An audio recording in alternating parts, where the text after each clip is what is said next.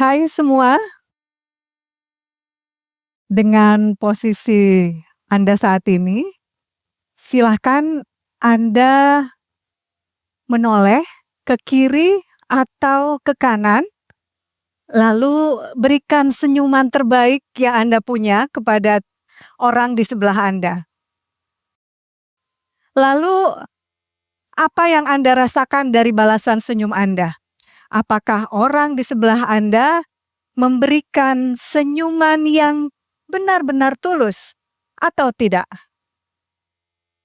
Paul Ekman, seorang profesor dalam bidang ilmu psikologi yang juga merupakan pakar ekspresi emosi. Dalam risetnya menemukan ada 7 basic emotion yang sifatnya universal, yaitu emosi bahagia, emosi sedih, emosi marah, emosi terkejut, emosi takut, emosi jijik, dan emosi sombong. Emosi-emosi ini bersifat universal, artinya manusia dari belahan dunia dan dari berbagai latar belakang budaya mampu mengenali emosi hanya melalui ekspresi wajah. Emosi ini tidak dipelajari, dan emosi ini tidak membutuhkan komunikasi dengan bahasa yang sama untuk mengenali emosi tersebut. Ketika kita melihat seseorang yang tersenyum lebar, atau ketika kita melihat seseorang dengan mata yang besar dan juga mengerutkan kening, kita bisa tahu apa yang kita rasakan. Inilah yang disebut dengan emotional contagion. Dan pengenalan emosi ini terjadi secara otomatis di dalam otak kita, di mana kita seringkali secara tidak menyadari proses ini terjadi. Kita bisa mengenal emosi itu. Otak memotret, kemudian menganalisa dengan otomatis dan instan ekspresi emosi tersebut, lalu kemudian mencocokkan dengan respon emosi kita. Emotional contagion adalah sebuah proses emosi yang dapat menular kepada orang lain.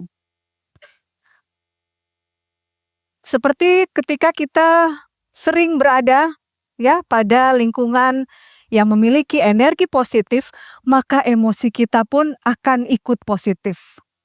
Sebaliknya, ketika kita sering berada pada interaksi dengan orang-orang yang mudah cemas, selalu komplain, selalu punya banyak masalah, frustrasi dan sebagainya, kita pun akan ikut merasakan hal yang sama.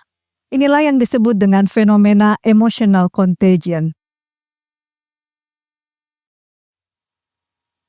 Secara ilmiah, proses emotional contagion ini terjadi di otak karena ada peran yang namanya mirror neuron. Mirror neuron ini berada pada area motorik dan juga area prefrontal dari otak. Sehingga neuron-neuron ini yang memiliki mekanisme unik mengapa kita bisa meniru perilaku dan emosi seseorang. Seperti tadi yang saya cerita, ketika kita melihat orang di sebelah kita tersenyum, lalu kemudian kita pun akan meniru senyuman dan juga emosi yang ada di dalamnya. Jadi bukan sekedar hanya perilakunya, tetapi emosinya juga. Inilah peran dari mirror neuron. Atau misalnya ketika di dalam ruang tunggu, salah satu ada yang menguap, duduk berhadapan. Kecenderungannya adalah ada yang akan menguap lagi berikutnya. Ini juga fenomena inilah kenapa mirror neuron ini yang berperan dalam proses terjadinya peniruan antara individu satu dengan individu yang lainnya.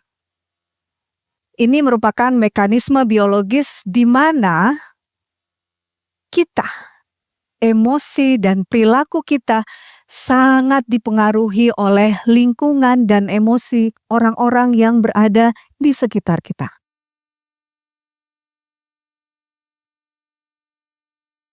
Ke kantor, lalu kemudian mendapati bos atau teman kerja marah-marah, apa yang terjadi? Pasti suasana hati berubah. Kita juga ikut-ikutan tegang, padahal kita tidak terlibat dengan masalah itu. Atau ketika Anda datang ke sebuah kafe, lalu diberikan sambutan senyum tulus kepada pegawai kafe, dan diberikan bahasa, intonasi, bahasa tubuh yang ramah, ini akan menularkan emosi yang positif sehingga pelanggan akan pulang dengan kesan yang menyenangkan.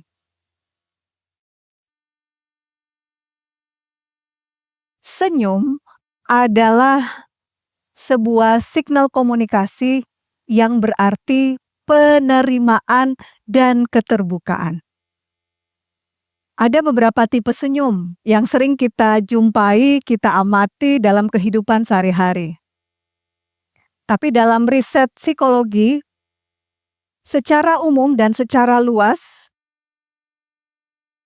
menemukan ada 2 tipe senyum yang dikaji secara luas, yaitu senyum tulus atau yang biasa disebut dengan doesn't smile, dan senyum tidak tulus atau non-doesn't smile. Apa ciri dari senyum tulus? Jadi kalau mau tahu orang di sebelah kita ini, atau pasangan, atau anak, atau teman kita, dia memberikan senyum tulus atau tidak, itu dari mana? Kita lihat dari ada 2 otot yang ikut berperan, yaitu otot pipi yang menarik sudut bibir Anda ke atas, dan dari otot pipi ini akan timbul otot yang kedua, yaitu otot orbiculari oculi yang menimbulkan kerutan mata. Itu ciri dari senyum tulus. Sedangkan senyum tidak tulus hanya 1 otot saja, yaitu otot yang berada pada otot pipi yang menarik bibir ke atas. Senyum tidak tulus seringkali ditampilkan pada saat kondisi-kondisi di mana seseorang harus tersenyum karena adanya tuntutan sosial. Yang muncul adalah senyum tidak tulus. Nah, senyum tidak tulus ini sudah banyak riset dan secara kuat nampak lebih negatif dibandingkan senyum tulus. Beberapa hasil riset yang saya lakukan, yang saya tampilkan ini adalah riset dalam psikologi konsumen berkaitan dengan apakah senyum tulus dan senyum tidak tulus itu direcognize oleh pelanggan, dan bagaimana dengan kepuasan konsumen. Ternyata senyum tidak tulus itu bisa dirasakan oleh customer. Dan senyum tulus dilaporkan lebih puas dibandingkan dengan senyum tidak tulus. Selain itu, studi yang lain juga menunjukkan bahwa meskipun dalam sebuah proses pelayanan interaksi, prosedur pelayanan telah dilakukan secara runut, sistematis, dan penuh dengan kehati-hatian dan detail, tapi tidak dibarengi dengan senyum yang tulus, maka pelanggan melaporkan rasa ketidakpuasannya. So, sebenarnya implementasi dari kepuasan customer ini, pengaruh dari senyum tulus ataupun senyum tidak tulus, ini dapat diterapkan dalam kehidupan kita. dengan interaksi pada pasangan, pada anak, ya, interaksi sosial, bahkan hingga pada interaksi Anda di tempat kerja Anda.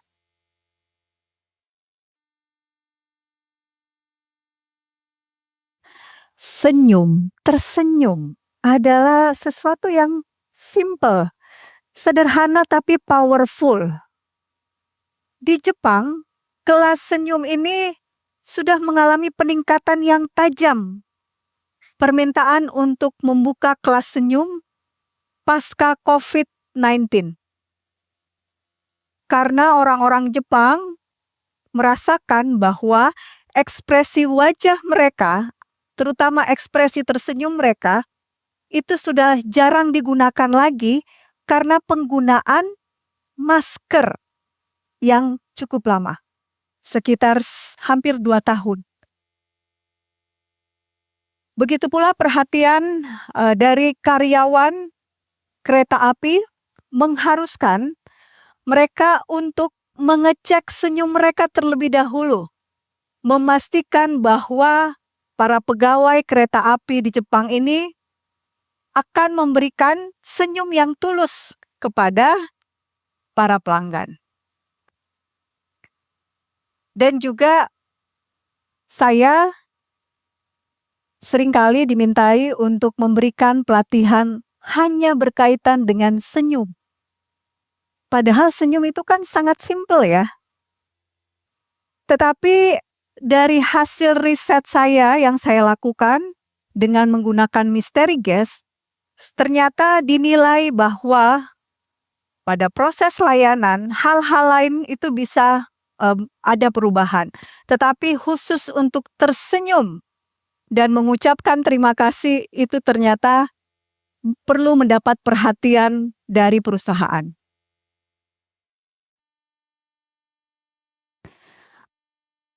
Kalau Anda tersenyum di awal, memulai senyuman pada sebuah hubungan interaksi, Anda akan menampilkan first impression yang baik karena senyum itu adalah bentuk penerimaan dan keterbukaan.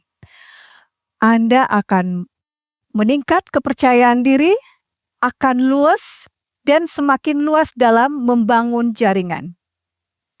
Karena Anda merasa positif dan mau menyebarkan aura positif di lingkungan.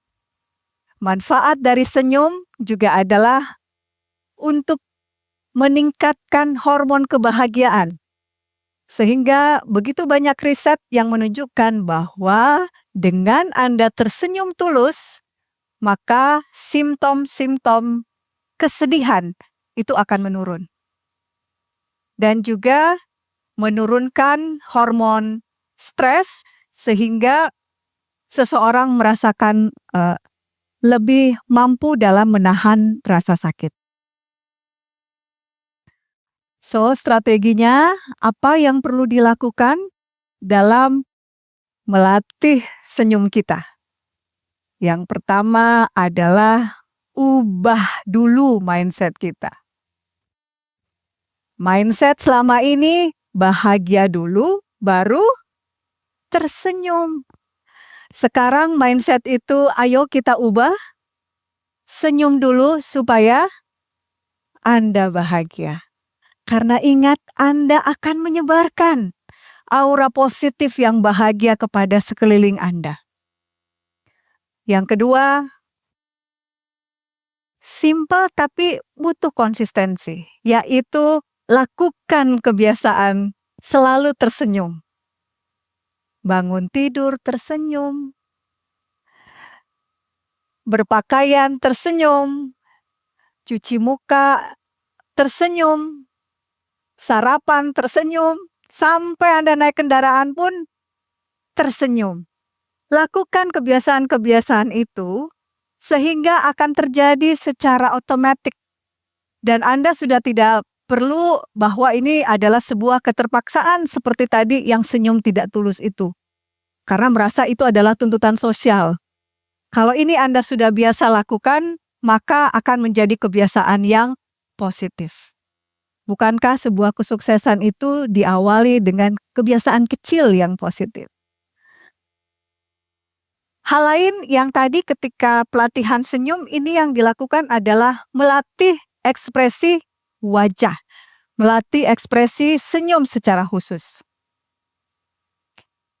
Yang kita lakukan adalah mengawali dengan meluaskan otot-otot yang ada pada wajah.